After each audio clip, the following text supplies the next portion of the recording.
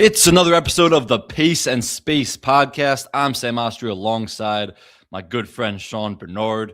It's a Giannis show today. We're just going to go deep on Giannis, of whether we think he's going to get traded before the deadline, whether it's smarter to wait until the summer, how we got to this point. We're going to hit a lot of different teams and the packages they could put together, including the Sixers, the Knicks, the Hawks, the Warriors, the Heat, Spurs, Timberwolves. There's a lot of Giannis chatter. So it wasn't exactly our plan today, but after the news that broke yesterday, we're going to go all Giannis, pretty much all show. How we doing, Sean? Yeah, doing well. I think this is probably the highest level of star that we've seen sort of hold a team hostage mid-season, unless you have another that can sort of trump me in that conversation. But I was really raking my memory, and I don't remember a guy of Giannis's caliber sort of making this much noise. Even a guy like James Harden, like it didn't feel the same level of this, which we saw some of that as well. This does feel like a bit of uncharted waters as far as the NBA and how it functions with things. I'm very curious to see how this ends, but a bunch of twists and turns that I did not really foresee happening these past couple days. Yeah, I wrote a whole primer today about the Giannis trade market, and one of the teams I had in there was the Warriors, of course, who are a player. And I wrote that the pairing Steph Curry with Giannis, that would be the best player that Steph Curry's ever played with. I actually wrote arguably the best player he's ever played with. And a lot of people in the comments were coming at me saying, do you remember he played with Durant? I'm like, yeah, of course I remember he played with Durant. And Durant's become available a ton. And so that's kind of the big name that comes to mind. It's like Durant, Harden, those type of guys in their prime when they became available via trade, but those guys aren't even close to as valuable as Giannis is. You can say Durant's better, maybe a better career when it's all said and done. Never when Durant became available, either in free agency or via trade, was he ever as valuable as Giannis. So you're right. This is the best player who's ever become available in this manner for a trade. Yeah, and the thing that I think is interesting about Giannis specifically is to compare that to a guy, and great comment from a guy, Jaron, saying Street saying Barnard didn't have Bill Belichick as a first ballot Hall of Famer. I would have voted him for the record if I had a little say in that conversation. It would be a contrarian move from you. Yeah, I don't hate it from the people that didn't. Like Exactly. That's what I mean. That's what I mean. Of course you don't. I do respect it, but he does deserve to be a Hall of Famer for sure. There's been 59 Super Bowls and the man's won 8 of them. But nonetheless, to bring this back to Giannis here, the thing that I think is unique about this is like to compare him to Kevin Durant. You put Kevin Durant on any basketball team and he's fitting in, that he's a malleable player, can kind of fit whatever style and can, play off guys in a way. When we're talking about Giannis, any team that is trying to make this seismic of move midseason, you have to adjust a ton, man, as far as style of play. He's a very unique and worth it as far as how talented and effective he is. He's still one of the top 5 players in the league, but you're playing Giannis style of basketball. So it is interesting to me. I think that takes a good portion of teams out of it. Like if you are the Spurs or the Rockets or the Thunder, like the top of the Western Conference, who all have pieces that they can make a competitive offer, why would you be interested in disrupting your season to that level when you already have a pathway towards contending this year? So strange timing. I know you have some gripes as far as the way this process has played itself out. I'm in agreement with you for that. So I'll let you kind of take the floor on that if you want to dive into that. Yeah, it's a perfect segue because you talk about how you have to reinvent your entire offense and defense around Giannis because he's that special of a talent.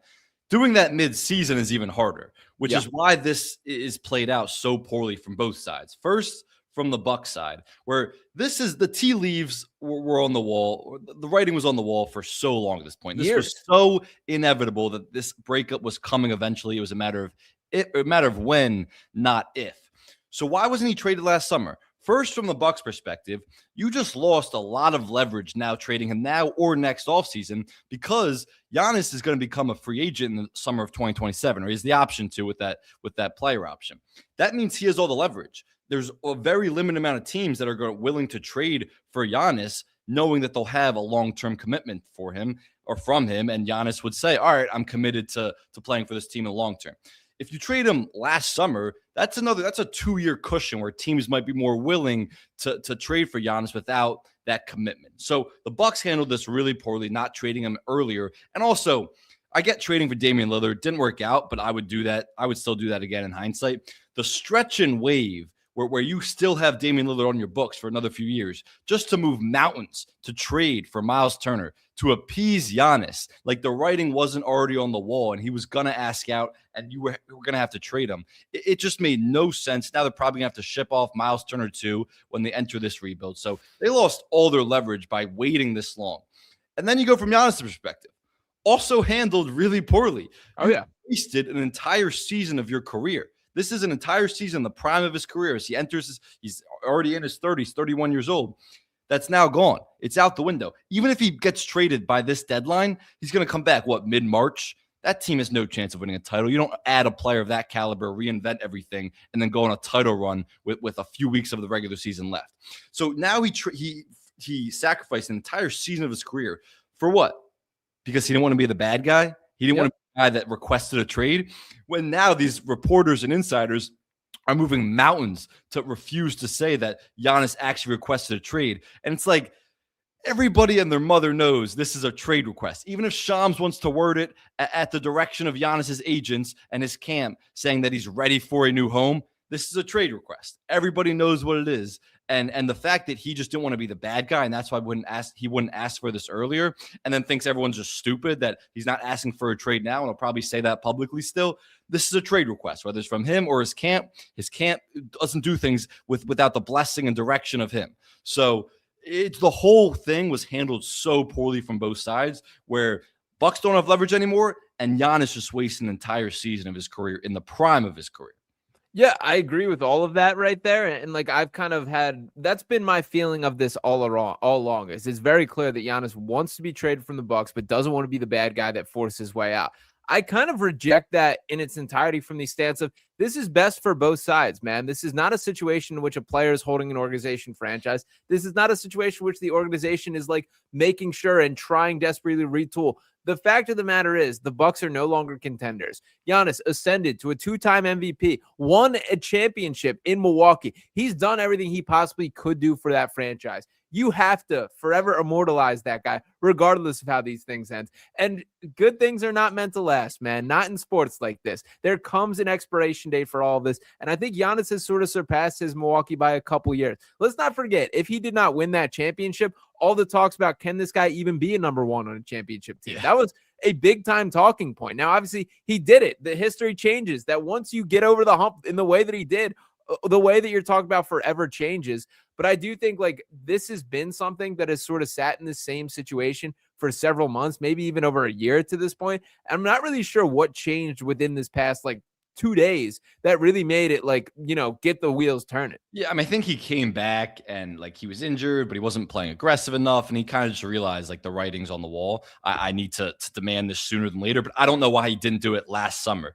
Right. And when they won the championship in 2021, they won that title with Brook Lopez, super old. Drew Holiday was old, but still has played at a high level since then. Chris Middleton, super old. Like that team was going to decline. And the Bucks made some decent moves. They did what they had to do. Didn't love the Kuzma move, but I understood it from the time.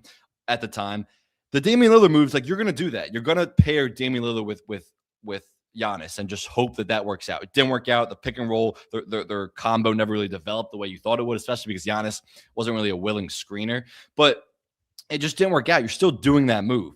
But then you're getting desperate when you do the Miles Turner move. And it's like you need to move on. You're not salvaging this unsalvageable relationship at this point. And it's in their best interest to move on. And it was then. But now they're still going to get a good package for them. But they've certainly lost a little bit of leverage. So now the conversation is, as we approach the deadline, 7 days away, next Thursday, February 5th, is he going to be moved by this deadline or is he going to be moved next summer? Yeah. And I have some thoughts on it, but first, which would you think that he's going to be moved by in the next week or in the summer?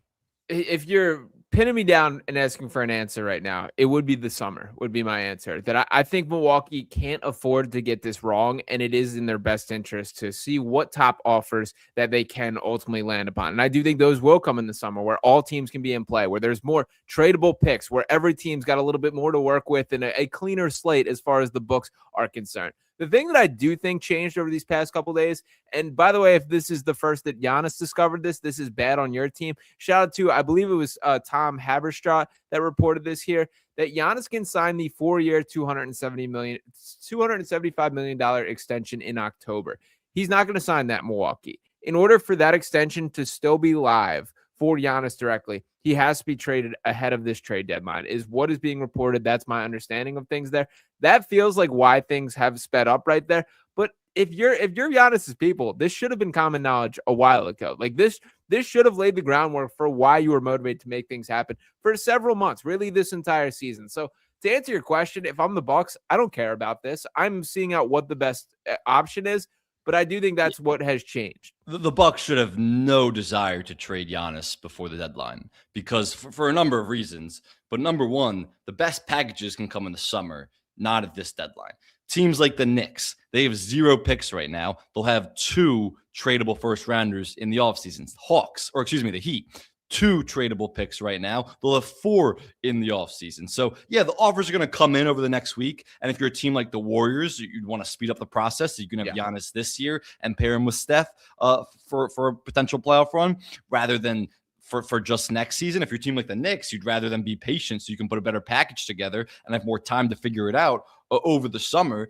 But if you're the Bucks, you're not rushing it. The trade packages are going to be better in the summer just because more teams will have tradable assets. And the second reason why you wouldn't do it until the summer is you also get to see what the draft lottery and landscape looks like. Like you're going to see where that Hawks pick is, whether it's the Bucks pick or whether it's the Pelicans pick. Is it a top 3 pick? Do they not get good lottery luck? You're going to see where everyone actually lands in the 2026 draft. And then the third thing is the Bucks should want to tank this at this point the rest of the season. Yeah. Even if they don't trade Giannis and he comes back from this calf injury, he's not going to play in Milwaukee the rest of the year. His season would effectively be over. So you want to tank and get the best possible pick at this point for this upcoming draft. So for those 3 reasons, it makes no sense for the Bucks to do this before the deadline. If they do, it kind of just feels like, all right, we're just cutting ties with Giannis and we just want to get this process over with rather than we're actually looking out for our franchise's best interest in the future. Yeah, a couple more thoughts here. So the Bucks obviously played the Sixers. When was that? Monday, whenever it was this week that they played them. There is part of me that would like to believe the final straw from Giannis's mindset. Yeah, I saw you tweet that, but let's be real. Was Doc Rivers pregame calling Joel Embiid the most talented player that he's ever coached right here. I agree that Joel Embiid is more talented than Giannis. If I'm Giannis and my coach is saying that, though, I would feel some type of way. And if I'm Doc Rivers, I'm certainly not saying this. And it, by the way, that was a all-time Doc Rivers press conference of his sliding in I never had Joel Embiid healthy in the playoffs. Talking about I was speaking to all these Hall of Famers. He has the best record of any Sixers coach ever. Oh, yeah. Nobody loves himself like Doc Rivers loves himself, man. But that is worth the watch there. A couple other thoughts. Let me slide in or transition into this here. I do want to dive into it from the Sixers angle pretty heavily here because I think you and I differ on this opinion. But I like a comment from our guy Luke Arcani here. Let's put would they to the side. Just realistically, who can put the best trade package together for Giannis? I think that answer is still the Oklahoma City Thunder. Do you agree with that? Well, the Nets have the most draft picks out of anybody. They just have a boatload of first rounders. But let's be realistic. I mean, Giannis isn't going to the Nets or the Thunder. Yeah, but the Nets for a different reason because if he's not leaving the Bucks a bad roster to go to an even worse or just as bad roster. So he has, like I said earlier, he has a ton of leverage because of that 2027 player option where he can opt out. You're not moving mountains to get a 1-year rental for Giannis. And I know everyone likes to bring up the Kawhi 2019 Raptors trade where they did do that, but they also had the right team in place where they were in a position to win a title that year, and they could have, and they didn't really even sacrifice that much. So this is a very different trade request, I guess you could say, than that Kawhi situation. So you're not moving mountains and trading a ton of assets for a 1-year rental. You're going to have some assurances that Giannis would commit to you long term if you're going to make that move. So the Nets are out of it. The Thunder certainly do. Of course they do. But again, I don't think they're doing that either. I mean, they have a ton of young pieces that they'd have to get rid of, like Chet and maybe even a Jalen Williams too. They'd have to get rid of some picks like an AJ and then an AJ Mitchell. Like, I don't think it's possible. To answer Luke's question, out of the realistic scenarios, I think the Hawks can put the best package together. The Hawks have a ton of picks, including probably the most prized asset right now, which is the Pelicans 2026 first-round pick. And it's actually the worst pick from, or I guess you could say the better pick from the Pelicans or the Bucks. So there's a good chance that's in the top 3, maybe even 1 overall. So that's a really good draft. So that's a prized asset. And if the Hawks are willing to part with that pick and come to and bring in Giannis, if he commits to them long term, then I think the Hawks, with a bunch of other pieces like Arisa Shea and some other picks that they can offer too down the line, that would be the best offer the Bucks would want. So if you're the Bucks, you're calling the Hawks first out of all the realistic options, because the Hawks can put the best package together. Yeah, shout out Derek Queen for that number 1 overall pick right there. But also I would add the Spurs and Rockets, I think, are sort of that same ilk, which I don't think they will have any interest for shaking the rosters up to this point. But you can piece together that level of grandfather or godfather offer that would fire up Milwaukee. But then we're digging into the realistic teams of who's actually interested. We're talking teams like the Heat, like the Knicks, like the Warriors, and all these teams I think are kind of scraping. If we're going to be honest, I do think the Philadelphia 76ers could put forth one of the more compelling offers. I'm just not willing to put together the level of talent that it would take on the table. And VJ Edgecombe is my direct line right there. If we're sorting into, can the Sixers make an offer, a legitimate offer at Giannis, the answer to that is yes. If the question is, am I willing to sacrifice the next decade of VJ Edgecombe for a run with Giannis? The answer to that is no in my mind, that I'm not signing up to give this guy a 4-year, $275 million extension when he is coming off back-to-back calf injuries, when he hasn't been healthy in the playoffs for the past, 4 years to this point. I think you're signing up for the same risk that we're currently in with a guy like Joel Embiid and Paul George for a guy that has less sort of, credence built up within the fan base that we have to live and die with this. Giannis is awesome, but if I'm the Sixers, I'm holding my cards on this one. It's really tough. Like, I don't think it's as easy as Sixers fans are making it out to be, which is all of them are saying, no, we're absolutely not getting rid of VJ Edgecombe. And Sixers fans do this. They fall in love with some players sometimes. And I get it. Like, everybody loves Joel Embiid in the city, even though he's giving you a lot not to like, but people still defend him. Been pretty damn good, Sam Oshtry, lately. A lot of disappointment. If you told me that level of player you would never get to the conference finals, that's a very disappointing run. But I get the attachment. Like I get he spent through so much sacrifice. He grew up here. He's gone through a lot in his personal life. Like, I get the personal attachment Sixers fans feel toward Joel Embiid. And it's like that's developing with VJ Edgecombe. Here's what, and I'm not saying I would 100% pull the trigger. I just don't think it's as easy as an answer as Sixers fans are making it. Is VJ Edgecombe's ceiling half of what Giannis Antetokounmpo is right now? Half? Certainly. Like VJ. So here's the thing. If you want to say like Jimmy Butler, you've heard that comparison a lot. Is Jimmy Butler half of what Giannis is? I don't think so. I don't think so. I think Giannis is on a whole other caliber and the injury history is a real thing, so that's a consideration. But Giannis, like, we're talking about one of the best players over the last most dominant players over the last 2 decades in the NBA. He's that great. Like, Jimmy Butler is not half. And Jimmy Butler's been certain seasons a top 20 player. He's made 2 finals runs. He has never been half of the player Giannis has been. He hasn't been. I mean, I don't know how we quantify it half. I mean, yeah, it's obviously very like subjective, but like I'm just saying like that's the ceiling for VJ, and I just don't think it's even close to what Giannis can be right now. Like, if I'm going to get mathematical on you, Sam Oshtry, here, that there's 450 players in the NBA. Jimmy Butler has absolutely been a top 20 guy several times. That is I'm saying the gap between like the Giannis's and like the 6th best player in the league, like the gap between Giannis and an Anthony Edwards is so huge. I hear you. So, and that's why basketball is so unique, man, is when you get one of those top 5 guys, top 3 guys, like, you do anything possible to get one of those guys, and Giannis is one of those guys. I'm not here arguing that VJ Edgecombe is going to be a better basketball player than Giannis. I think it's incredibly unlikely that is the case. I do think VJ Edgecombe is going to end up being a multi-time All-Star. I do see a clear path to the backcourt of Tyrese Maxey and VJ Edgecombe being the best backcourt in the NBA for the foreseeable future. I'm not giving up on that. I'm not saying I don't pick up the phone. I'm not saying I don't have these conversations with Milwaukee. And I even think there's a case to is a trade package like Paul George, Jared McCain, who was untouchable on my list until pretty recently here. And I still would have a sour taste in my mouth giving up a guy like that. Is a package starting with Paul George, Jared McCain, and a couple draft picks. How come? I mean, I'm hanging up the phone before you can even finish your sentence. But what are you getting that's definitely better than that? What team can definitely offer better than that? That's willing to better draft picks. I have been the Clippers 2029 pick, Sam Oshtry. Are we sure?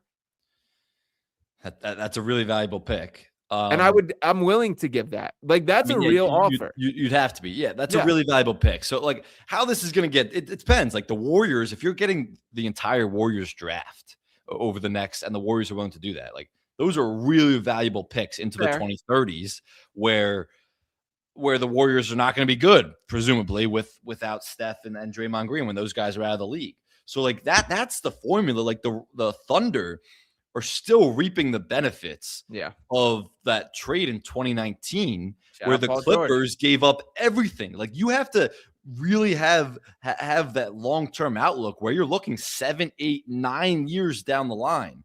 And you can either draft these guys or use those as assets to flip for other guys. Like, obviously Shea was in that trade, which made it as great as it was, but like, they got so many picks that are still valuable. And this was a trade 7 years ago at this point. So, like, that's the formula. So yeah, if I'm the Bucks, like, I'm looking at those getting a lot of big draft picks or draft capital from like a Raptors or Warriors or teams like that. And yeah, like, one for one, the Heat and the Knicks and the Timberwolves certainly can't offer a ton of draft picks, but a third team is going to be involved in this deal. So can you reroute some of those veteran players to a third team and get their picks back? So you're right about the Sixers. That's an intriguing package, that 2029 Clippers first round pick with the way they're headed.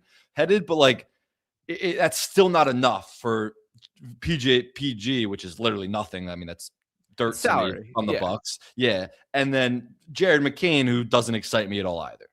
He should excite you. Like, he would be by far the most talented young player on the Bucks. Is that incorrect? No, Ryan Rollins is better. All right, Ryan Rollins is very good. I'll give you. And maybe he would be second, but that speaks to the Bucks roster right now. They're awful. But that's kind of my point. Like so my fear is how I kind of foresee this playing out. I think Milwaukee is going to trip up over themselves by taking one of these like middling packages. Like, to talk Toronto, I think they would be intrigued by like a Brandon Ingram or Emmanuel Quickly, which would be idiotic in my mind. Like, you have to get.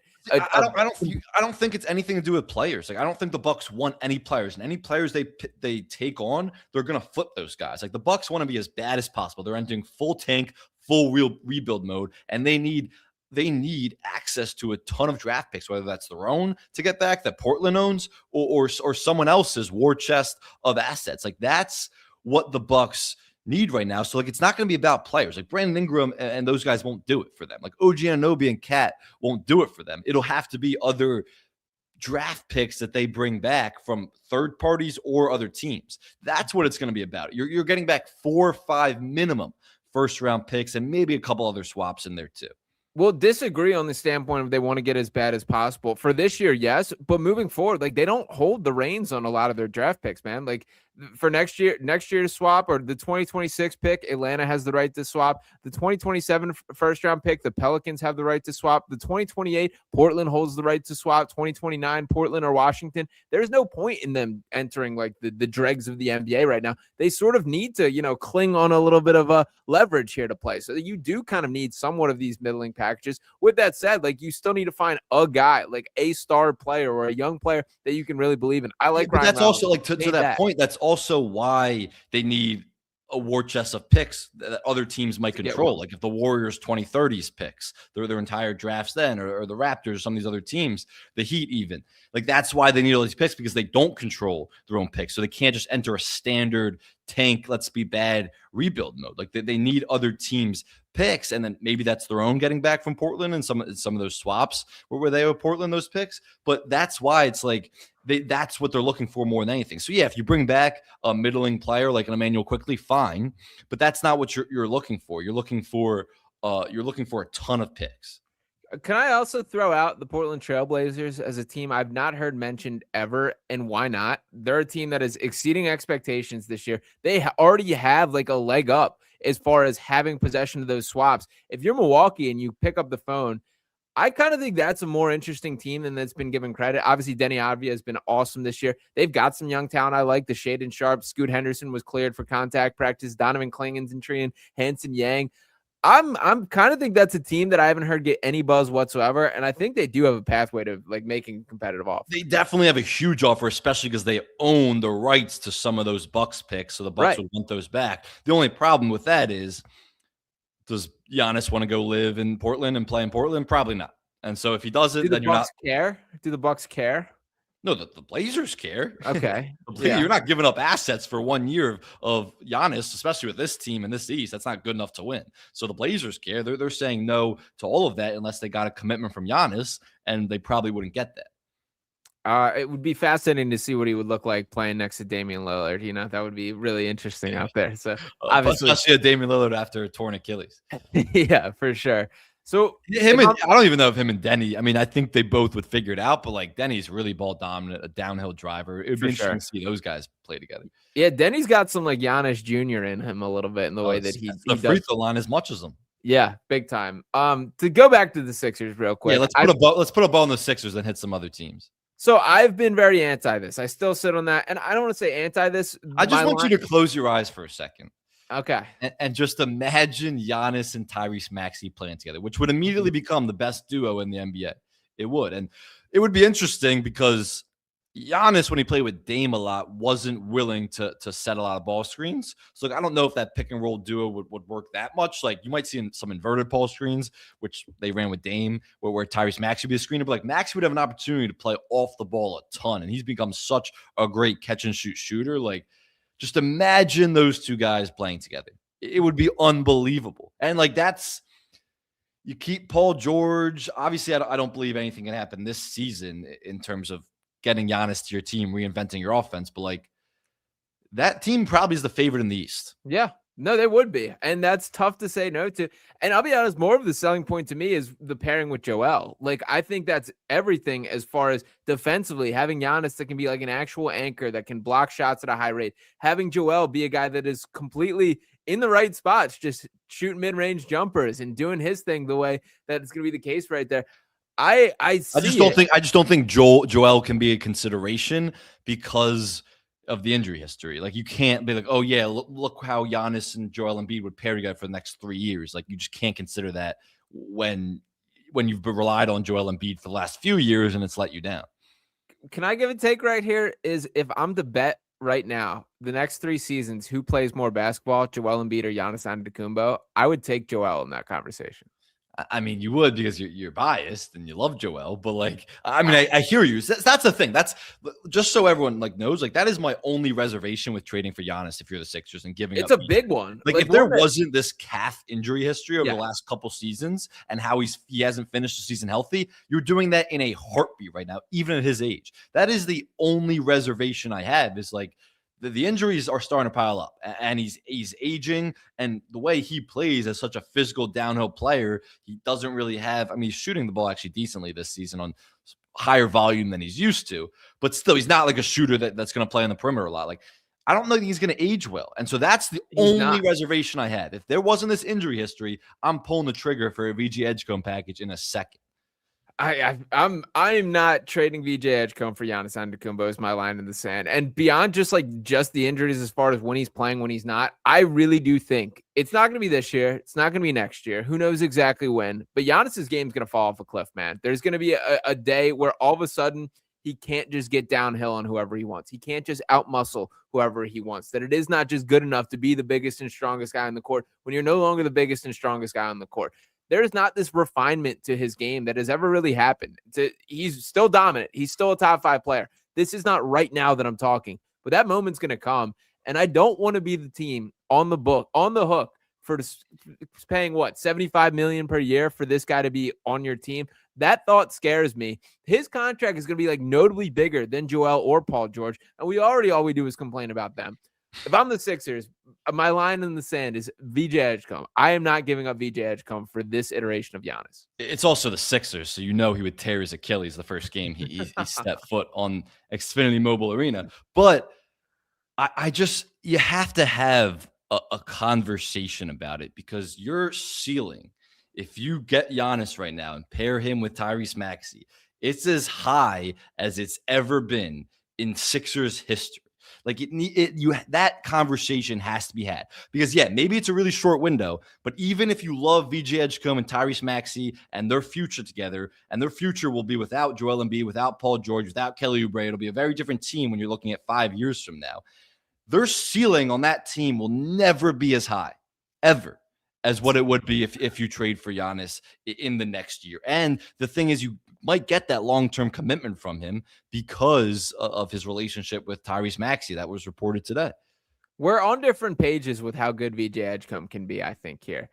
No, I think he's awesome. I think he's a really good player. It's so impressive how his shooting, his offensive games translate more than he would. Like he's incredible, but I just like, even if he's a Jimmy Butler, which a lot of people are saying is his ceiling as a comparison, that is not even close to the level of player Giannis is. Does he make over or under 3.5 All-Star games? It's a good line. Probably around that. Probably 3. Do you think he could ever be a top 10? No. I don't think he could be a top 10 NBA player. I don't think he's like a perennial all-star where it's like, all right, this guy's made an all-star 5 straight years, and it's like he's a shoo-in every year. I think he's usually a border. Some years he might get in, some years he might not. Like top 10 players, that's just getting crazy. I think he could. No guarantees here. I am not selling the ceiling on this kid short. I'm not willing. That's my line, man. Like the phone call, the conversations I'm having internally is, how can I get a big 4 of Joel Embiid, Giannis, Tyrese Maxey, and Edgecombe? If we can empty everything beyond that, I'm in. And I think that's where you start if you're Daryl Morey. I don't think the Bucks. I think the Bucks can get better. I think you're probably right, which I think takes the Sixers out of this conversation. That's my line. I'm not giving up VJ Edgecombe. And by the way, Daryl Morey loves stars more than anyone in the league. So I'm not saying he sees this the way that I do, but that's how I feel about it. I'd love to know his thinking right now because apparently they haven't even engaged in talks with the Bucks. They haven't even called them yet, which I find hard to believe. Like, yeah, but like Giannis is a Daryl Morey guy, but maybe Daryl Morey's learned a little bit to stay patient, and just trading for these superstars isn't the answer.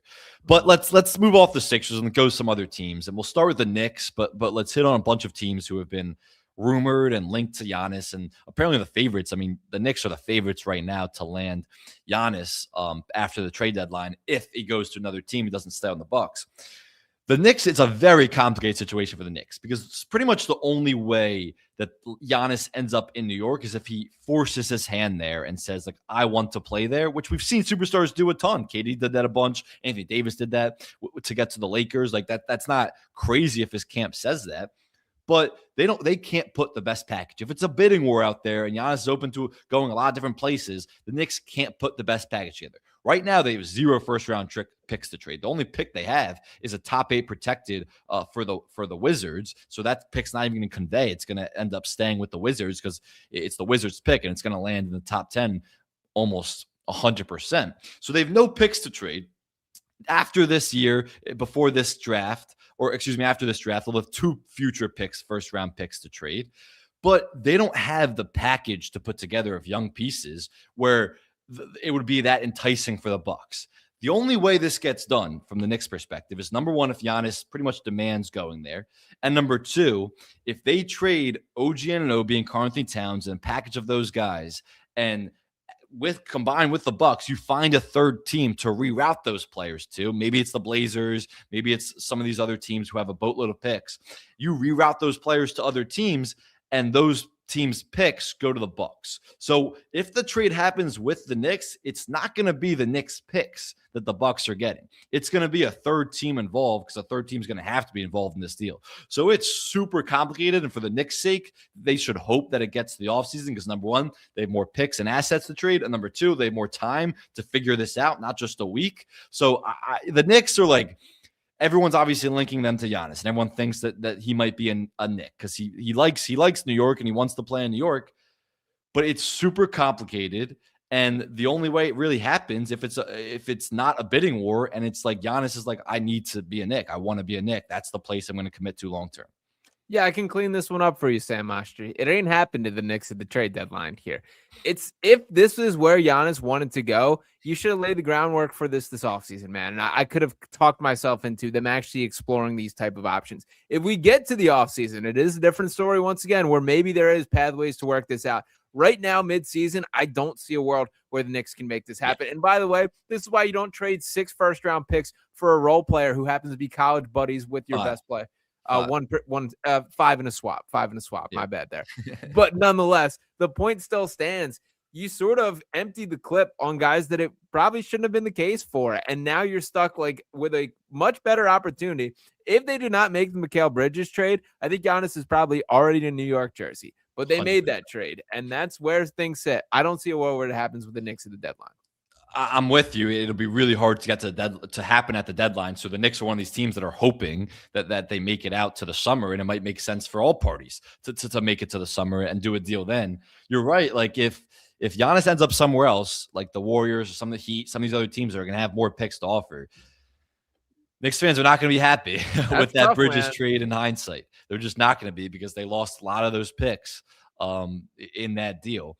They also had an exclusive window, apparently, where they were the only team that could negotiate with the Bucks going back to before this season, and they just couldn't come to an agreement for whatever reason. We don't know exactly how aggressive those negotiations were, what it was, if it was serious or not, or they were kind of just, I don't know, like pleasantries in some way where they were just discussing it without really trying to make a deal done. But if they had that exclusive window and they weren't more aggressive at that time, they're going to look back at that and say, all right, that was kind of a mistake if he lands somewhere else.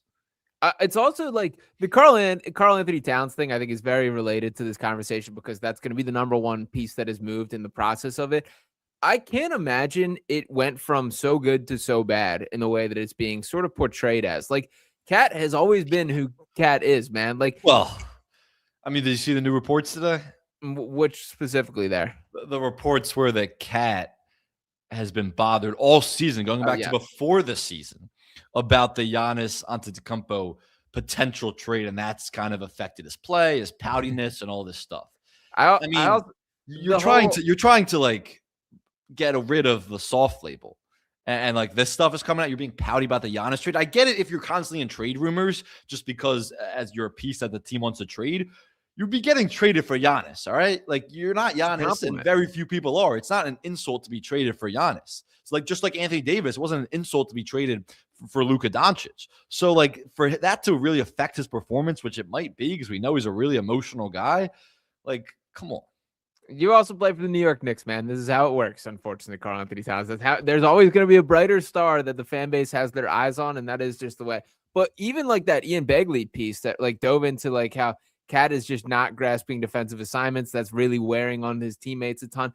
I bring this up to say, like, I don't think this was unpredictable that it would trend this direction here. So if there was that exclusive window, if it was this summer, even after a pretty successful year of Cat's first year in New York, I think you've had, like, that's a complete failure if they had a chance at Giannis and passed it up for this version of the team. I hope that's not how it went. I liked the move too from the Knicks, where it was like, all right, you're gonna keep this team intact for this season, and you're gonna see how it plays out. And then maybe Giannis becomes available next summer. And if he does still become available next summer, I think that's still a decent plan from the Knicks perspective, because then you can really enter the bidding war. If he gets traded this deadline, then you're like, wow, we might have made some mistakes along the way. We didn't play our hand 100% right. But I didn't mind. After last season, you get a new coach, a new system coming in this weekend East. I didn't mind going for it. Like, this is the best. It's still the most talented team in the East. Like, you should still be in the finals, even though they might not be at this point. They won't. So I didn't mind going with that approach of staying patient with this team, letting this group figure it out. I don't think they anticipated this type of year from Cat, and I didn't think they anticipated all this surrounding stuff, the system, the trade rumors, all of it would impact his performance, and he's been much worse, one of the worst seasons of his career, honestly. So he needs to turn around for the Knicks at this point, but like you said, I don't see it happening for the Knicks at the deadline. If it's going to happen for the Knicks, it's probably going to happen in the summer. Yeah, do agree with that. And if I'm being honest, where I think this is ultimately trending, I agree with our guy, Rocky the Birds fan. The Greek is going That's to where we're going next. That does feel like, to me, the most likely outcome in this. And it's some sort of package with Norman Powell, Tyler Hero, who can talk yourself into it, like the all-star level players. They have some okay young talents, Khalil Ware, Jaime Jaquez, Pell Larson, if that fires you up. There are a couple guys that are at least, Jovic even is kind of intriguing. You catch him on the right night. I like the way that he looks. They have 2 draft picks to trade. Do you think Miami's where ultimately the landing spot is? I think it's very possible. I really disagree with you that Norman Powell would be in the package. I think that's where Miami would draw the line, and I don't think the Bucks would like say, all right, we need Norman Powell. Yeah, he would make you better. He'd make you more mediocre this year than you would be bad, but like, or for the next couple of years, but like you don't need Norman Powell for your team. And I think like if you're trading for Giannis, you can't give up your entire roster, or else you're still gonna suck. Then there's no point of trading for Giannis. So I think they would have to keep Norman Powell, and I think they would. And I don't think the Bucks would draw the line there. To me, it would be a package of Tyler Hero, Jaime Jaquez, Khalil Ware. And right now, it's an interesting thing, too, with them because right now they have 2 first-round picks to trade. In the summer, they have 4 first-round picks to trade. So, like that, again, it would help the Bucks to wait till the summer.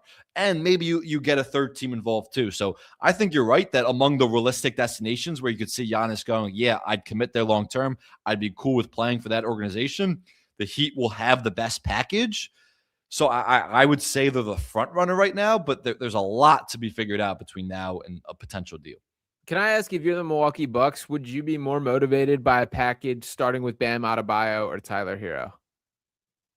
I think it's close.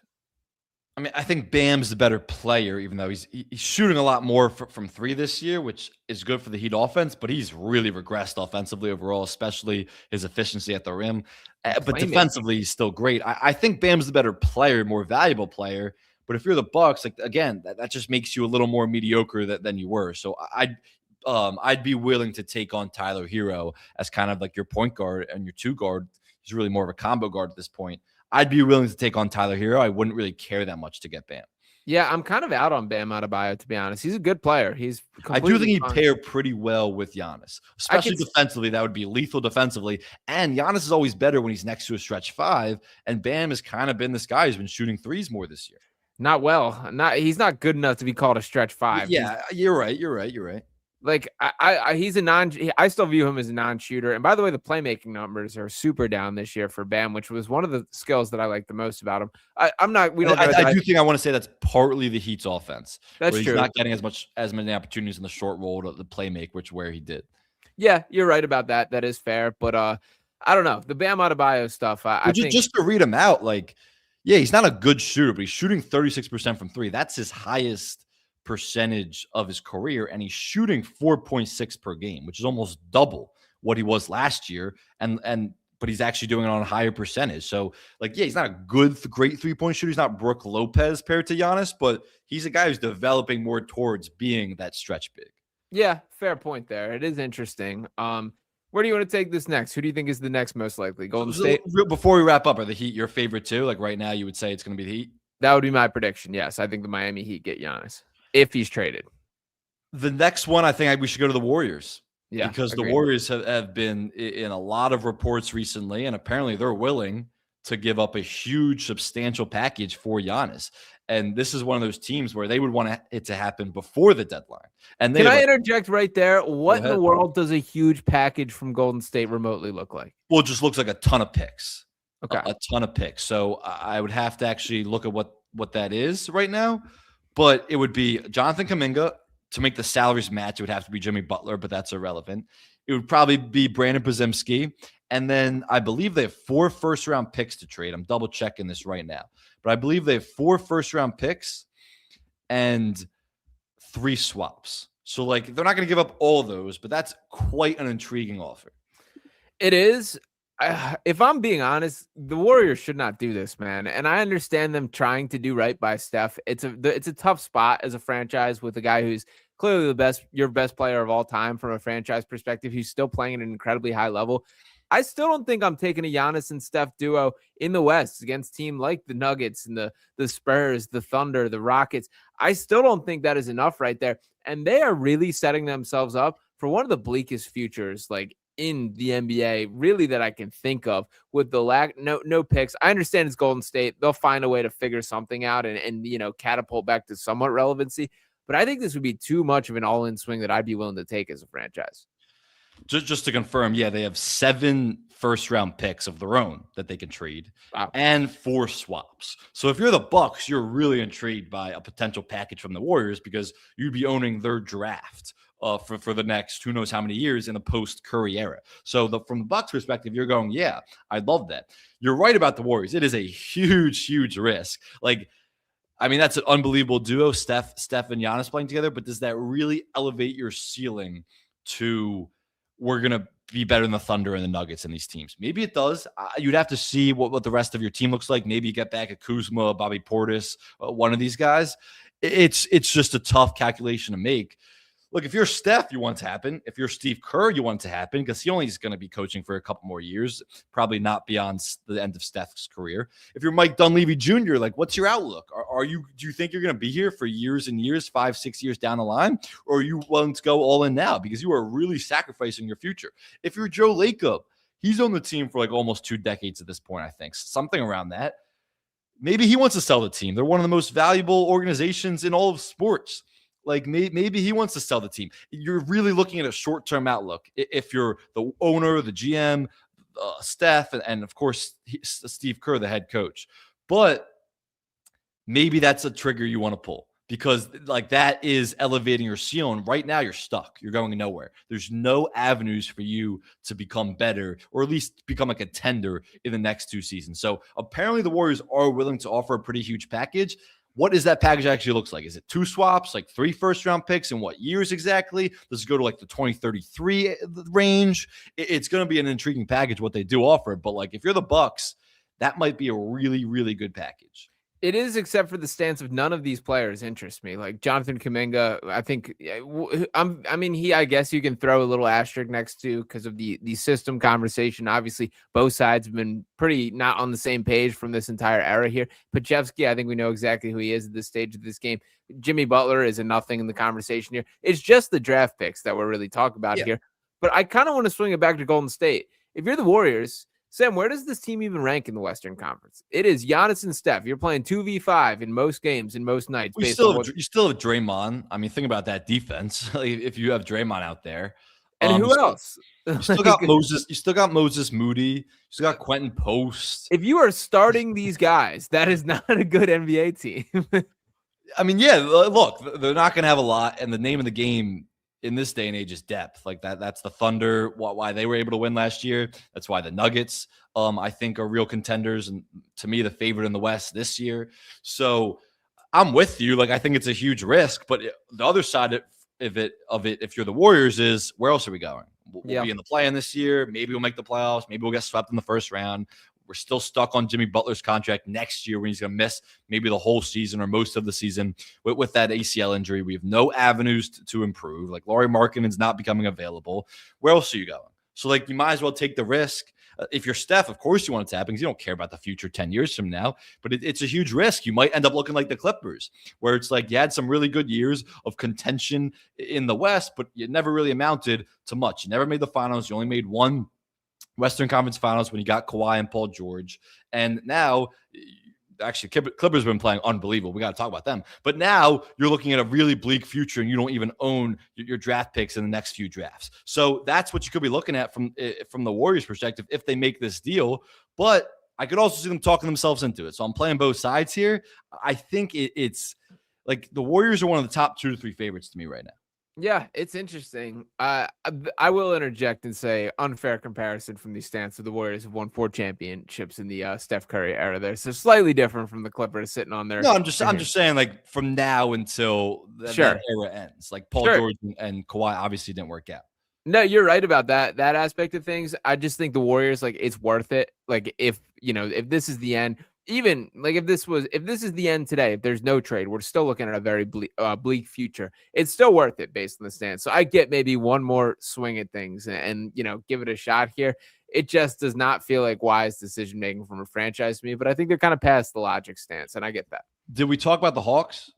Sort of. We touched on it a little bit. Yeah, so they have a really intriguing package too, and you would be pairing Giannis with Jalen Johnson. Of course, they'd have to decide whether they're willing to give up that Pelicans first-round pick in this draft, which is a really valuable pick, and maybe the Bucks will see if they take it to the summer where that pick actually lands in the lottery, but that's an interesting one. But even if they aren't willing to depart with that pick, they have a ton of other draft assets. They have a Zachary Ricochet. They have all these other pieces and some expiring deals too, where they could make an intriguing offer for Giannis. The question is, would Giannis commit there long term? Do you think the Hawks are a real possibility? Well, there was all this this was probably a couple months ago that like the front office has all these ties to Giannis. Like I'm trying to remember the exact details. It was like a former agent who's involved in the front office there and all these. It does feel like they've built an infrastructure that would take to Giannis there. And I've also read like some of these reports. I mean, we're at the smokescreen season of you never know what to believe, what's real, and all this about like teams are rubbed the wrong way about how he can kind of run the show in Milwaukee with obviously his brother being around and all this kind of Any thing. superstar runs the show, and you're willing to give up some of the show for a player of his caliber. That's the nature of bringing someone like that in. It is, but there's levels to that. Like like I don't know.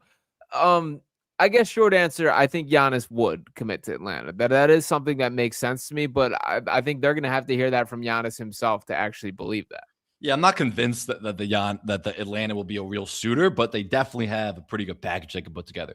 I only have one other team that I want to discuss, unless you have some more, and it's only because there was a report today that the Wolves are heavily in the mix and making a strong pursuit towards Giannis. But the Wolves are in the same position as the Knicks, where they have no draft picks. They have no draft capital to give up. That would be, they would have to put a package of players together, where it's a Julius Randle, a Jaden McDaniels, whoever it might be. And those guys would probably be rerouted to a third team, and then the Bucks would get that third team's picks. So it would be a similar situation with the Knicks, where that would be really complicated. And then would Giannis commit to playing alongside Anthony Edwards long term? I think that would immediately be the favorite in the West, probably, if those two guys play together and they keep enough. But like, I'm not convinced the Wolves are really in the mix, because they're similar to the Knicks, where they don't have any draft picks to give up. And like, that's what the Bucks want. Again, draft picks. But at least Giannis has been linked to the Knicks, where you really haven't seen any links to Minnesota. I think Minnesota should absolutely try. Like that would change their outlook. I disagree that they would immediately be the favorites in the West. That I still think I would view the Thunder in higher light. Teams like the Spurs and Rockets and Nuggets, I think, are all right in that same conversation right there. But like, Minnesota should. I don't see it happening. I don't see any pathway to them putting forth a compelling offer to the level that we've discussed with each of these previous teams. They were a surprising team to hop in the mix for me. I will say Julius Randle, I think, would be loved in Milwaukee. I think that would kind of be like, I would like Julius to find a long-term home. So there's part of me that would kind of root for this to an extent. But ultimately, I just don't think they have the horses to run with these other offers. Yeah, they just don't. Again, it would have to be you're rerouting your players like Julius Randle and some of these guys to a third team for picks. So really, wherever he lands, there's very few destinations where it would probably be a straight up team for team trade. There's probably going to be a third team involved to some degree, especially if it's the Knicks. That's an advantage the Warriors have. It can be a straight up trade. So 100%, that's 100%. Another point that has been made in their favor. I do want to ask you this. If you're Giannis right now, what is important to you? Like, he's a guy that talks about like the legacy and how great he is. For my eyes, that means competing. That means contending. If I'm Giannis, it's very important to me to stay in the Eastern Conference, that I'm making that crystal clear. Like, I'm not interested in the West from the standpoint of Giannis on a competitive roster can win the East this year, even with all the turnover. I think that is something that should be high on his list. Do you disagree with that? Yeah, I hear you. I think like getting to the finals isn't really an accomplishment for Giannis anymore. Like, he has to, for his legacy, for his career, like, he wants to win championships. So yeah, if you get to the finals in a week in the East, and again, the East isn't going to be weak moving forward. Like, this is, I mean, it's not going to be the West, but Jason Tatum's coming back next year. Tyrese Halliburton's coming back next year. Like, the Knicks will still be in the picture. The Sixers are ascending. Like, the East isn't going to be bad forever. This is a uniquely bad East this year. The Pistons, of course, they're here to stick around with Jalen Duran and Cade Cunningham. So I don't know if that matters that much. Like, I don't know if it's, you'd probably rather be in the East, but you want to win a championship, and you got to beat a Western Conference team to win a championship anyway, even if the path in the East is easier and probably will be easier. So if I'm Giannis, like, the best position to win a second championship and win a second ring, that's what matters to me, first and foremost. I'm sure living situation matters to him. It would to me. Like, I wouldn't want to go to Minnesota ever to live there. Certainly not now, but I wouldn't want to go to Minnesota ever. I'm sure that matters, which is probably why, like, New York is in the mix. Like, we know he owns real estate in New York, some investment projects. Miami is always a good place to play, which is why players are always linked to Miami. Good place to play and live. So I think that probably matters to a degree, but it's like, what roster am I going to have where I can win a championship? What organization is a sound organization where I can win my second title for this year and the next few years to come. That's what matters. Two more thoughts for me, and then I want to wrap up here with an official prediction of ours or how this Giannis saga is concluded. Number one, I don't think we gave the Raptors enough credit in the conversation. Right. I think they are going to put together a compelling offer. I think they're going to be really desperate to try and get in the mix. I don't think when push comes to shove, they probably have enough or get the job done, but I do think that they're going to go down swinging. Are you in agreement there? Yeah, 100%.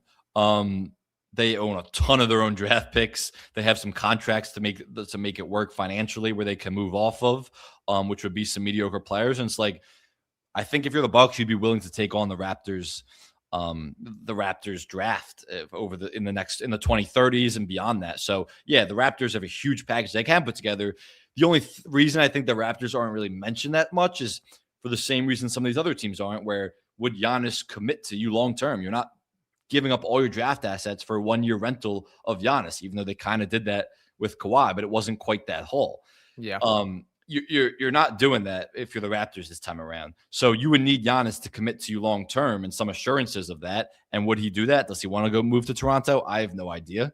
But the answer might be no, which is probably why they're not mentioned, even though they have a huge package they can put together. Yeah, I do think that was worth bringing up again. I threw the Trailblazers out there as a dark horse team for you. I got one more that I have heard no mention of. I think there's a championship waiting for Giannis Antetokounmpo on the Charlotte Hornets. And I don't know if they get involved or try, but if there's a LaMelo Ball package with picks and all these things, and then you're pairing Giannis with guys like Con Knipple, Brandon Miller, Miles Bridges could or could not be in that trade here. I kind of see a pathway to that being a very competitive team. I think they're trending in the right direction regardless. This would certainly catapult them forward. Your thoughts and reaction there? I mean, they have up to 6 tradable first-round picks, so that's a pretty good haul of assets. Not that they would trade all those. Like you'd give up LaMelo Ball on that. Do the Bucks really want LaMelo Ball? Probably not, but he might sell some tickets and be an interesting player for a couple years.